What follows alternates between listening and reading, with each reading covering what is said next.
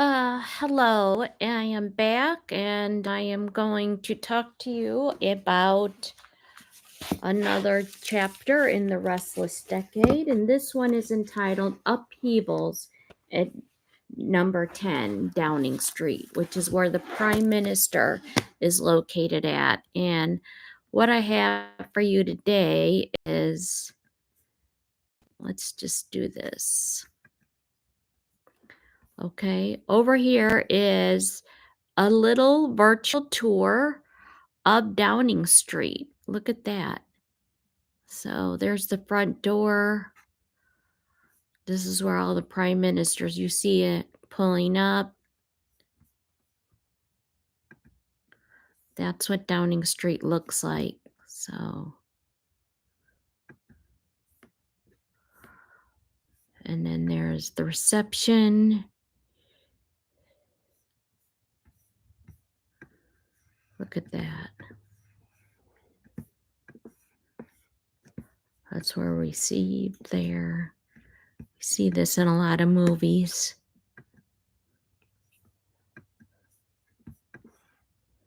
This is the grand staircase. Oh, look, Winston Churchill. Lloyd George.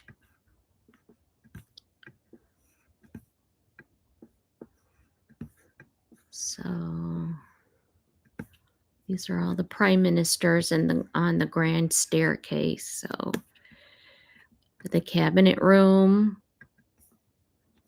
You see, this is where they do their work here in the cabinet room.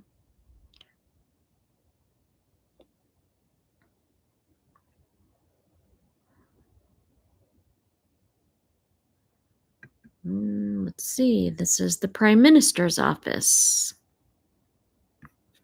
Margaret Thatcher. Wow. Okay.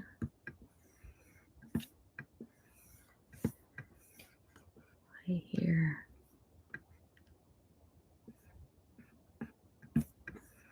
So that's what that looks like.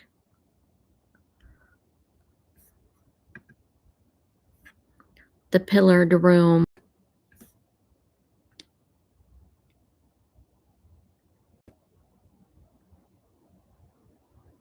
Very cool. Very cool. So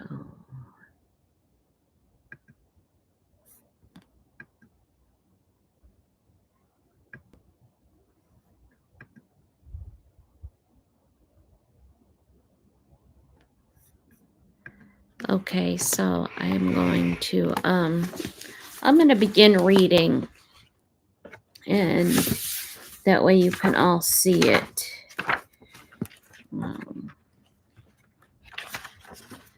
But a lot is happening. So this is the last of the two topics in the Restless Decade. And before I get started, I want to read to you a David Starkey. I'm going to reference a remark that he made, which is pretty important and significant. During George V's reign, overnight, the British monarchy performs an astonishing act of survival, and that is in 1917, England, a very, very old country, has always got to constantly reinvent itself. So in 1917, one of England's greatest moments of astonishing success that we forget is that it reinvented itself. It was able to survive when other monarchies were dying off.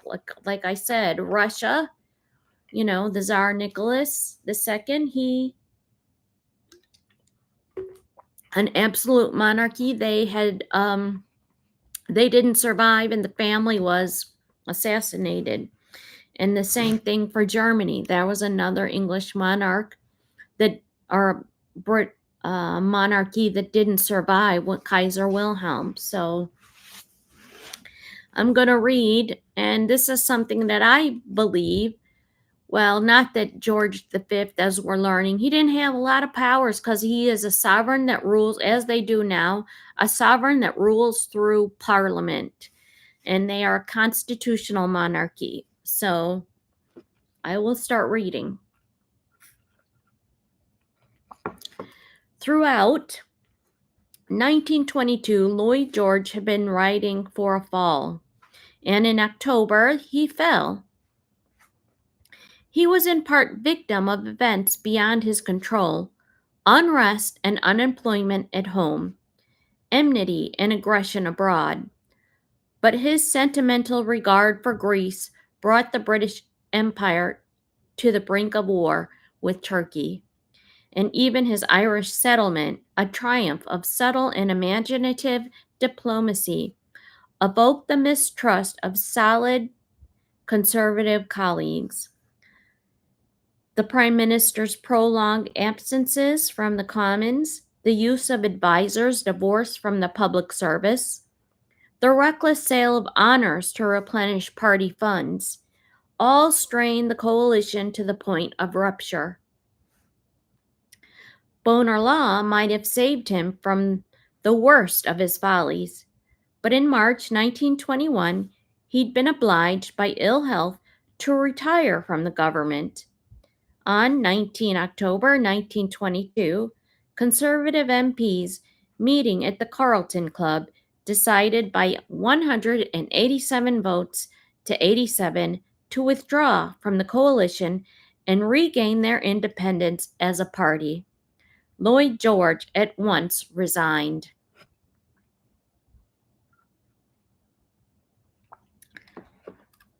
Now remember, to a sovereign who disliked change, the loss of even so willful a prime minister as Lloyd George was unwelcome. "I am sorry he is going," the king wrote. Lloyd George was less generous. More than 10 years later, he spoke of kings to his confidant and future wife, Frances Stevenson, claiming that with the possible exception of the King of Serbia, there was not one of outstanding strength in Europe. The conversation continues. "I suggest our own David," but David said, "Quite frankly, he's not a man of strength. He is admirable and reliable, but has never interfered in any emergency and would not be capable of doing so should any emergency arise." There were just 2 or 3 pillars one regarded as being bulwarks against trouble: Mussolini and the King of the Belgians amongst them. "Incidentally, he's not a Belgian," said D. "D regards Hitler as a very great man."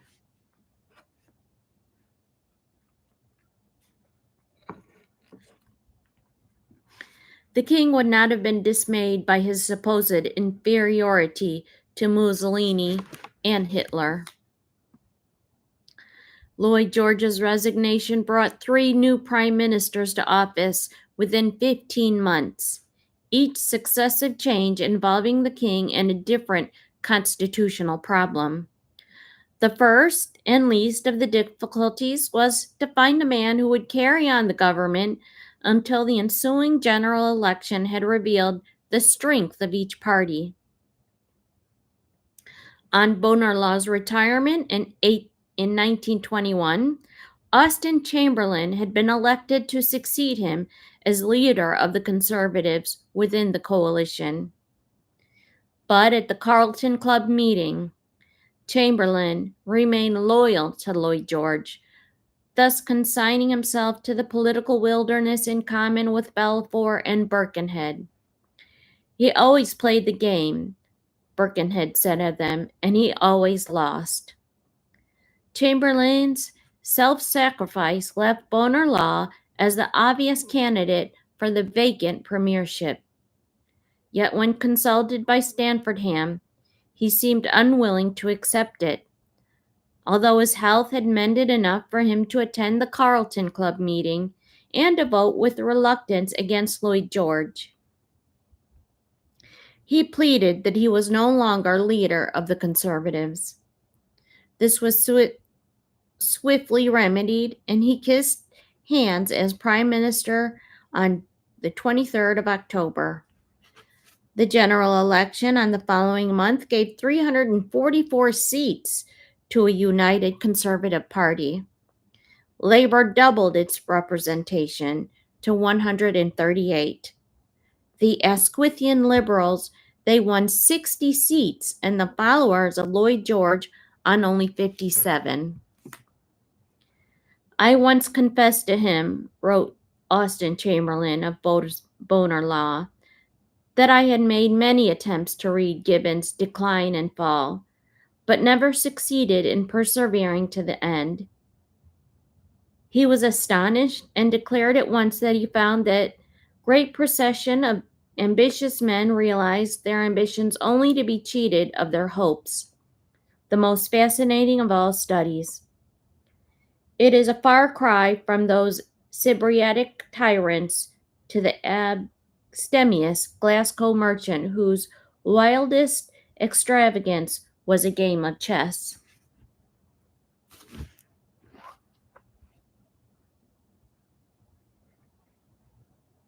Yet nothing in Gibbon's eclipsed the tragedy of his own career.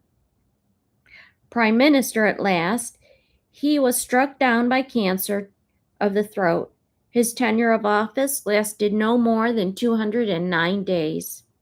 Although unspectacular, the new premiership exactly suited the mood of the nation, at first bewitched and inspired, and later exhausted and disillusioned by Lloyd George's dynamic leadership. Bonar Law saw his task as returning the country to the traditional methods of government. I confess frankly, he told the Carlton Club meeting, that in the immediate crisis in front of us, I do personally attach more importance to keeping our party united than to winning the next election.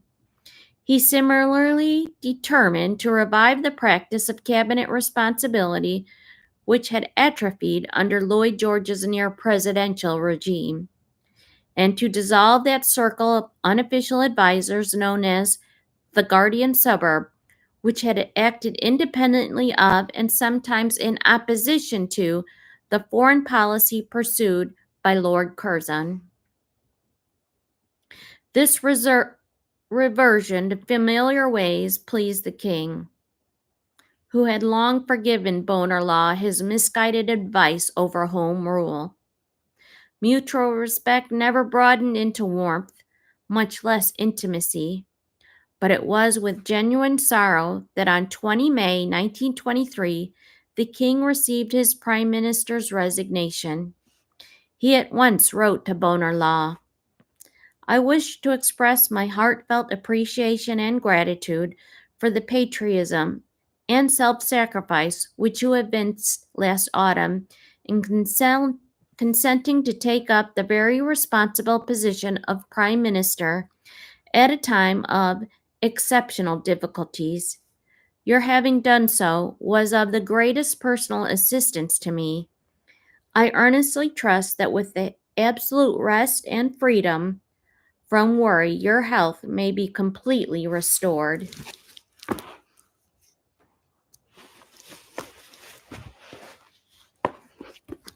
So, that was the same Sunday that the king prepared to exercise the most important of his prerogatives,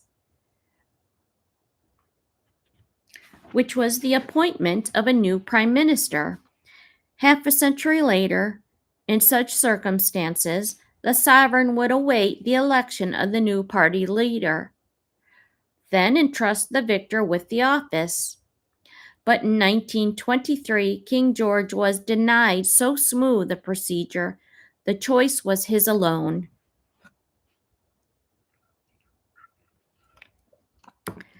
48 hours that he took to reach a decision are among the most melodramatic in British political history. Well chronicled, too, yet retaining elements of mystery. The death sentence passed on Bonar Law by his doctors, the ferment of speculation about his successor, the contest between Curzon and Baldwin, between an experienced but imperious foreign secretary in the Lords and a callow but amiable chancellor of the exchequer in the Commons, the attempt by Bonar Law's secretary to mislead the king as to the late prime minister's preference, the conflicting advice of Balfour, who recommended Baldwin, and of Salisbury, who recommended Curzon, Baldwin's humble readiness to serve under Curzon, Curzon's confident wait in Somerset for the royal telegram that would summon him to London, and its leisurely delivery by a policeman on a bicycle. Not even the Foreign Secretary thought it was necessary in 1923 to have a telephone in his country house. The rapturous journey to Paddington, the almost unanimous newspaper forecast in Curzon's favor, the seeming certainty of the premiership when the king's private secretary arrived at Carlton House Terrace, the catastrophic news that even as Stamfordham spoke words of consolation, the scarcely considered Baldwin was being asked to form a new government. Such was the tragic comedy directed and played out by its royal protagonist. Bonar Law's resignation, the king wrote in his diary, it places me in a very difficult position, as it is not easy to make up my mind whether to send for Curzon or Baldwin. The task was complicated by three extraneous factors. The first was that the king and queen were committed to spending a week at the royal pavilion. Aldershot, an unpretentious, though comfortable wooden bungalow with a fine garden and a thick belt of fir trees to screen from the sights and sounds of the largest garrison in the United Kingdom.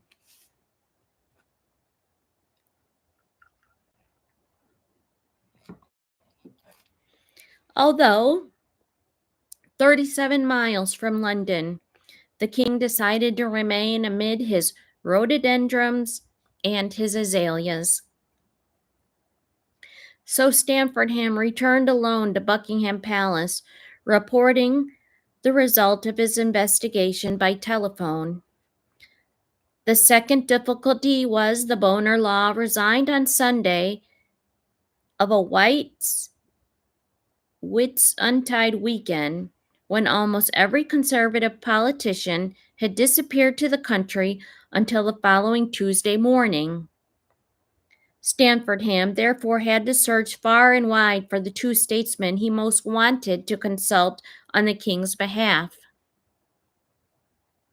Salisbury, leader of the House of the Lords, trundled up from Devon on the guard's van of a milk train, declining to abandon the frock coat and tall hat he thought was proper for the transaction of state's business. Balfour, the only surviving conservative prime minister other than Bonar Law, was similarly summoned from Norfolk, along suffering from phlebitis.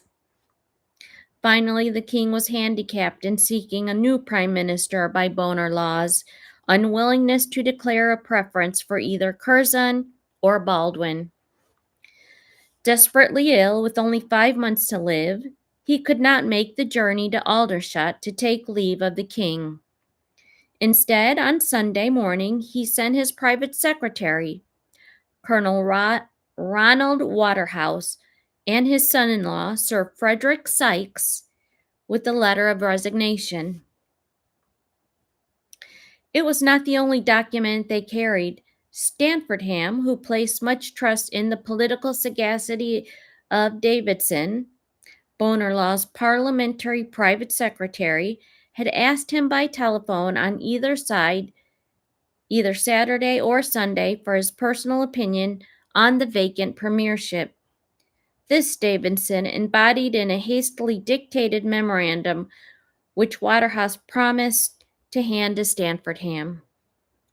It was a cogent and sustained argument designed to press Baldwin's case at the expense of his rival. Curzon's experience of high office, his grasp of international affairs, his industry and mental equipment, all were summarized in a few lines. Then he elaborated on the contrast between Curzon's failure to inspire complete confidence in his colleagues, either in judgment or strength of purpose in a crisis, and Baldwin's honesty, simplicity, and balance. Lord Curzon, he continued, is regarded in public service as representing that section of privileged conservatism which has its value, but which in this democratic age cannot be too assiduously exploited. Turning from personalities to practical politics, he emphasized that 5 of the 6 secretaries of state already sat in the upper house, and that for the prime minister also to direct government policy from the Lords would be most strongly resented, not only by the Conservative Party as a whole, but by every shade of democratic opinion in the country. Since Davidson's memorandum came down decisively in favor of Baldwin, and since Baldwin was the ultimate choice of the king, it has sometimes been assumed that those few typewritten sheets sealed Curzon's fate.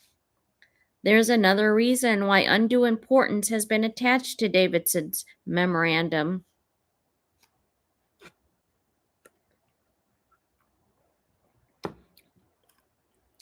Waterhouse, it seems, was not content to be a mere messenger.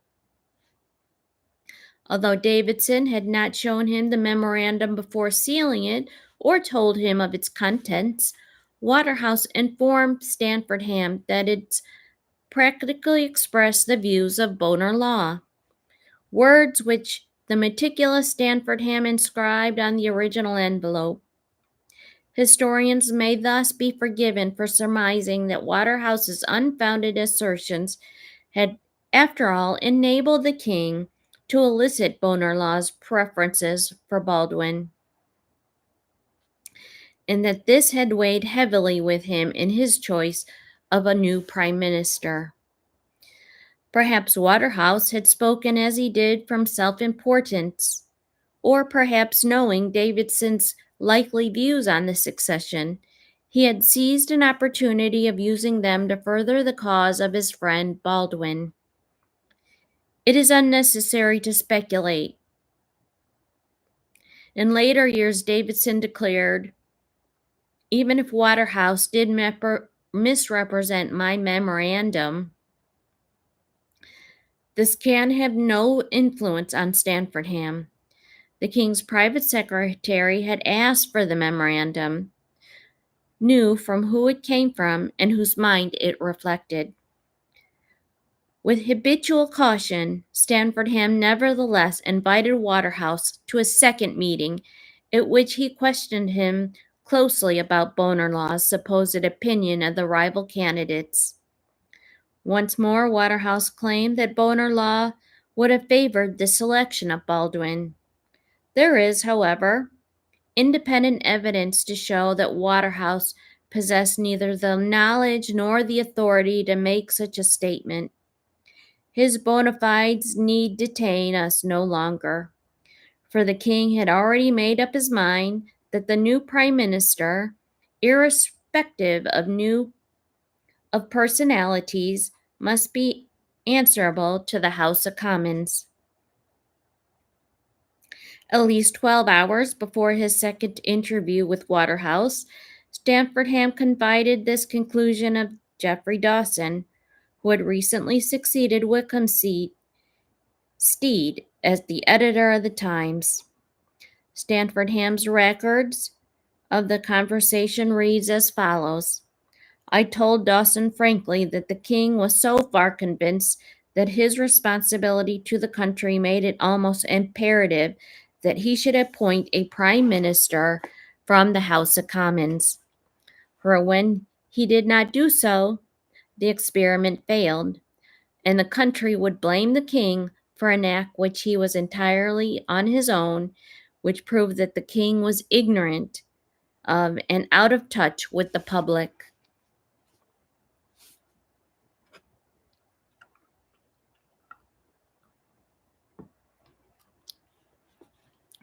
No man had played more decisive a part than Balfour in clarifying the king's mind. During his 2 interviews with Stanfordham on the 21st of May, he dwelt on the problems that would face a prime minister who sat in the House of Lords. One was the unusually high proportion of cabinet appointments held by peers. Another was the resentment that would be felt by the House of Commons if this trend was extended to include the Prime Minister. A third was the hostility to be encountered from the Labour Party. For although Labour held a majority of opposition seats in the Commons, they were virtually unrepresented in the Lords and thus would be unable to question or challenge a prime minister who sat there. Winston Churchill later described in The Great Contemporaries Balfour's return to Norfolk to resume his convalescence. All will dear George be chosen? A friend asked him. No, he replied, dear George will not. The implication of this mischievous story is that Balfour had deliberately framed his arguments to exclude Curzon from the premiership. If so, he went to remarkable lengths to disguise his antipathy.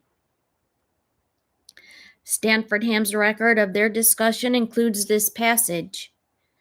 Lord Balfour said he was speaking regardless of the individuals in question, for whereas on one side of his opinion of Lord Curzon is based upon an intimate life, long friendship, and the recognition of his exceptional qualifications, on the other, his knowledge of Mr. Baldwin is slight, and so far, his public career has been more or less uneventful and without any signs of special gifts or exceptional ability.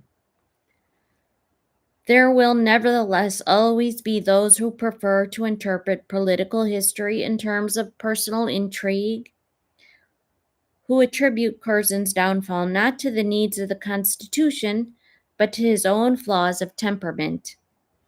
Certainly, he could be overbearing and inconsiderate towards his colleagues. Only a month earlier, Lord Winchester, a financier of doubtful reputation, had written to the Prime Minister about a loan to Turkey, which he hoped to float before the conclusion of the peace treaty. Bonar Law correctly paused the letter to Curzon for his comments, only to receive a blistering rebuke for having entered into correspondence with Winchester. When these persons go to number 10 instead of here, the Foreign Secretary wrote, they are really reproducing one of the least admirable features of the LG regime. Mortally ill and deeply wounded by Curzon's insulting reply, Bonar Law could scarcely be expected to recommend him as the successor 4 weeks later.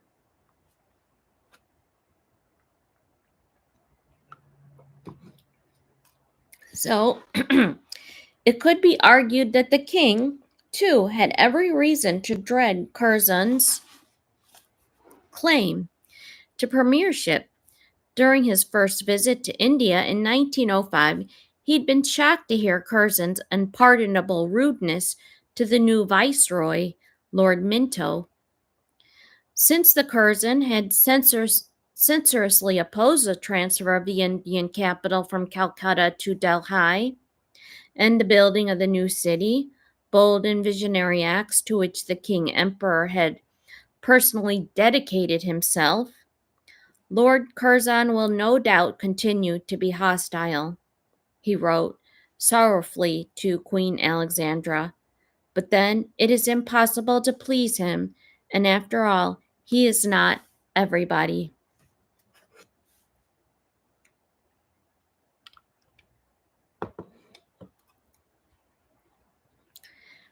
There exists a minute of October 1915 in which Stanfordham reports to the king that a senior civil servant links Curzon and would make a much better prime minister than Asquith. I know your majesty will not concur in this opinion, he adds. Equally significant is the king's complaint 2 years later that Curzon would be a more effective minister if his speeches were not over the heads of the public. As post-war foreign secretary, Curzon did not spare even Stanfordham those elaborate reproaches with which he would denounce the failings of his cabinet colleagues. There was, for instance, the occasion when the king, at the request of the French ambassador, agreed to receive Poincare at Buckingham Palace. Curzon, who thought the former French president both devious and an Anglophobe, addressed a long remonstrance to Stanfordham, on which this was but a sample. I cannot help but think that the French ambassador had no right to apply to the king in this matter except through the Secretary of State. And would it not have been more in accordance with precedents if, before the king decided to grant the audience, you'd sent me a line to tell me what were the views of His Majesty? Stanford, nettled by the tone rather than the content of Curzon's letter, was not to be browbeaten, and he replied, "It never occurred to me that the question would be referred to you before replying to St. Aulair's letter. In my recollection of more than 40 years, I can frankly say that such requests, made by the ambassador direct to the sovereign, have invariably been dealt with without reference to the Foreign Office.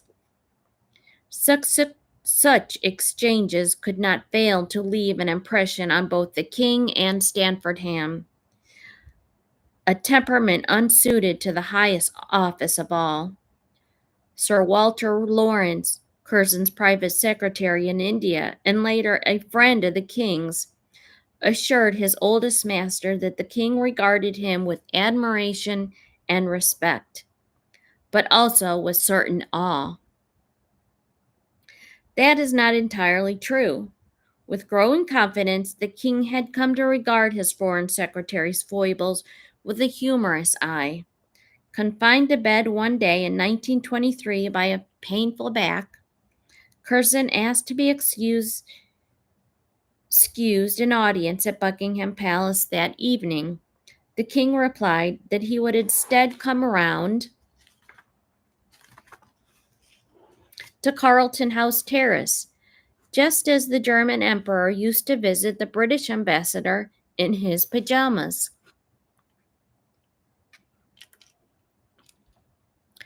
Curzon absolutely refused, preferring to keep his appointment at the palace. To tell the truth, he wrote to his wife, "I knew the king well enough to be sure that, even though he came in his great good nature, he would make a fine story of it afterwards." Whether holding Curzon in awe or in affectionate derision, the king would never have allowed a clouded personal relationship to affect a momentous constitutional duty, or purported to confine the office of Prime Minister to the Commons in order to exclude an able but prickly peer. The alternative is to accept that the king and his senior ex-prime minister entered into a conspiracy on behalf of Baldwin, a man for whom neither had a good word to say except that he sat in the Commons rather than in the Lords. So far-fetched a theory also demands this letter. sent by Stanfordham to Balfour 2 days after Curzon's rejection. It was written only to deceive posterity. It is a matter of satisfaction to the king that you, with your exceptional experience of long parliamentary career and of the office of Prime Minister, should have confirmed his opinion that, at all events in present circumstances, the Prime Minister of this country should be in the House of Commons. That, in short, was the king's honest opinion. It shared naturally enough by the Labour and the Liberals, but also by most Conservatives.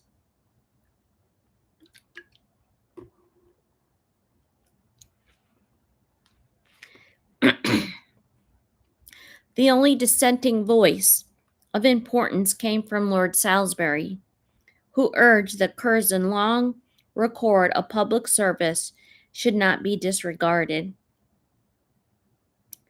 Perhaps he was also moved by family loyalty, for his father had been the last prime minister to sit in the upper house. But Balfour, old Salisbury's nephew, put on record that even at the turn of the century, the arrangement would have failed to work efficiently had he not, as leader of the Commons, kept his uncle in touch with the latest currents of opinion. More recent critiques of the King's decision have pointed out how nearly Lord Halifax was preferred to Winston Churchill on Neville Chamberlain's resignation in May 1940.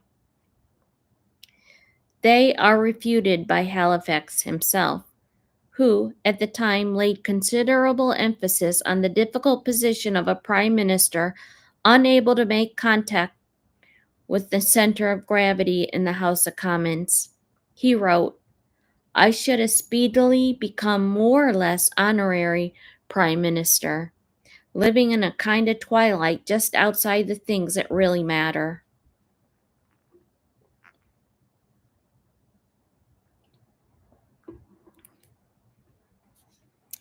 If in 1923 the king had misgivings about rejecting Curzon, it was not because he doubted the constitutional wisdom of his decision, but because he realized how deeply it would wound Curzon's pride. That was why he instructed Stanfordham to summon Curzon to London to be told of his fate before it became public knowledge. During the painful scene that ensued at Carlton House Terrace, Curzon protested vigorously against the principle implied in his exclusion that no member of the House of Lords could ever be Prime Minister, and he told Stanfordham that as part of his protest he would retire from public life, making clear to the country his reason for doing so. Later that afternoon, Stanfordham reported the conversation to the king, who had driven up from Aldershot to receive Baldwin at the palace and offer him the premiership. Two laconic entries in the king's diary dispose of Curzon's threat to resign. On the 22nd of May, 1923, he was much upset and disappointed, as of course he wanted to be the prime minister himself, and he says he will retire into private life and his career is at an end. We shall see. I much regret having hurt his feelings. On the 23rd of May, 1923, I hear Curzon is going to remain at the Foreign Office, which I am very glad of. He has changed his mind since yesterday. On 29 May, the king sent for Curzon to soothe his pride and explain his rejection. The interview was quite pleasant, the king wrote, and he was very nice in spite of what took place last week. The kindliness of the king's character glows in every line of the record kept by Stanfordham.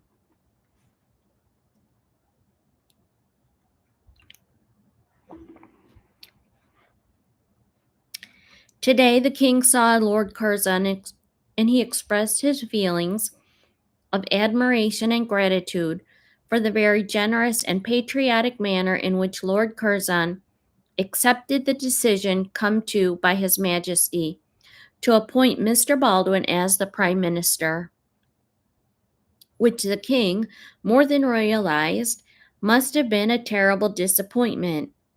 And at the time, His Majesty wished to express his appreciation of the admirable and chivalrous speeches which Lord Curzon had made at the first cabinet. When he welcomed Mr. Baldwin as the Prime Minister, and also at the meeting of the Conservative Party on Monday, the 28th of May, the King told him that he was sure the whole country shared His Majesty's views, and also admired the wholehearted manner in which he had given his support to Mr. Baldwin, to whom Lord Curzon's continuance in the office of Foreign Minister was of the utmost importance and support.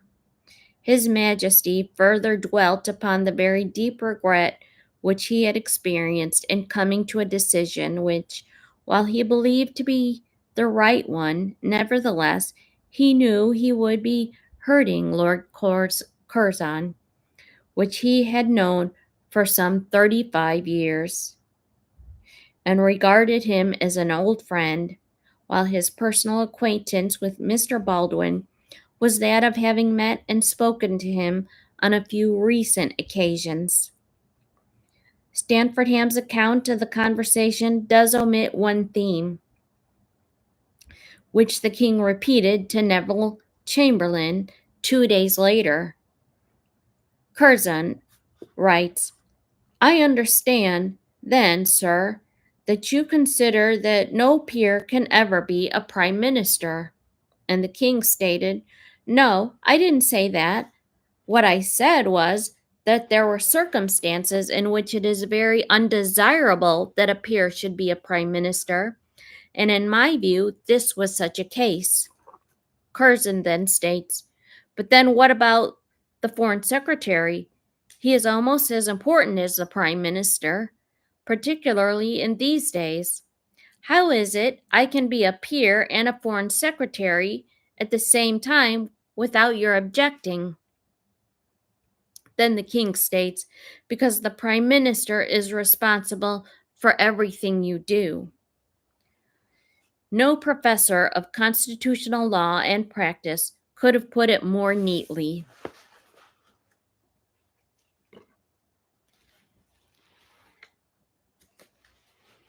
Okay, let's see. Just a couple more pages and then I am done. Maybe a page and a half. So Curzon appreciated the King's sympathy, but continued to brood over his misfortune. Walter Lawrence fed his resentment by claiming that he had heard members of the royal household tell untrue and malicious stories about him, and that if only Curzon had enlisted his help, he could have dissuaded the King from sending for Baldwin. An absurd boast, yet not unwelcome to Curzon's ears. Curzon also came to believe that Salisbury and Derby had played an important part in denying him the premiership. That, too, was more remote from the truth. Salisbury had been one of his few champions, and Derby, although he loathed Curzon, had not even been consulted. His only role was to record a muddled and inaccurate account of the episode, which, printed in his biography by Randolph Churchill, has subsequently misled other students of history. The King preferred Baldwin to Curzon for one reason alone, that he sat in the House of Commons.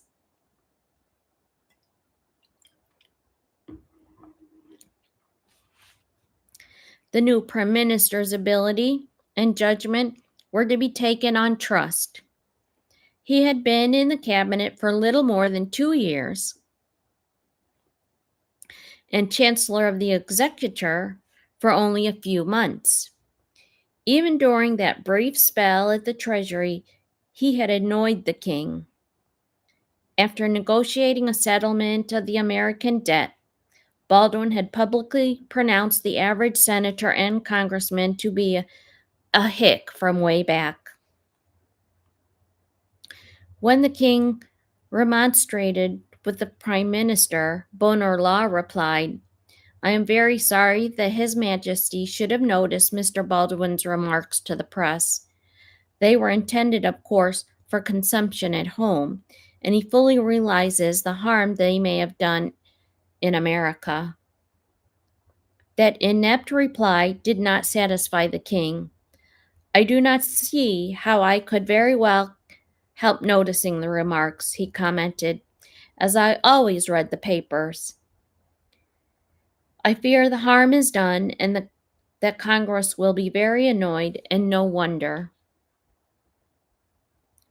Baldwin, nevertheless, he became prime minister a few weeks later and might have remained so for the next 4 years, but for one of the most spectacular miscalculations in British political history.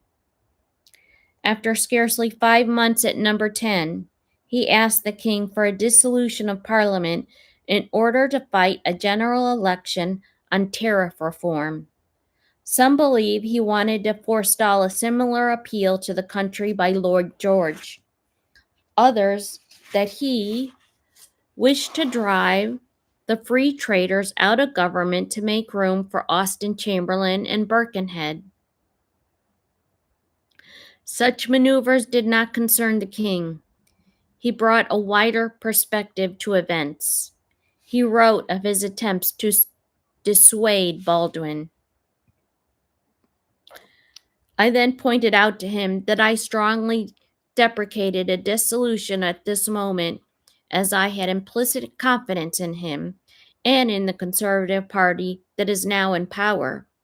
And I considered that, as most countries in Europe, if not in the world, were in a chaotic and indeed dangerous state.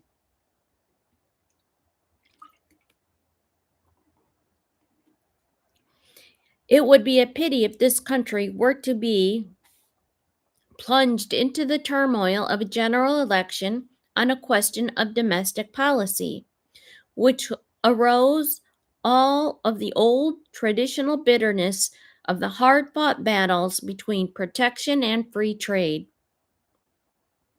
Also, it is quite possible that his majority might be reduced, or that he might not get a majority at all.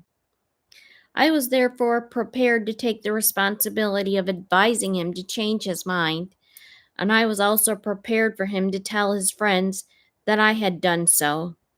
He answered that he had gone too far now, and that the country expected a dissolution. He would appeal to the country at once, and he hoped to get the general election over by about the 6th of December, and he was ready to stand or by fall. He was ready to stand or fall by the result. That result announced on 8 December 1923, it justified the king's warning. The conservatives lost nearly 90 seats, and with them their overall majority.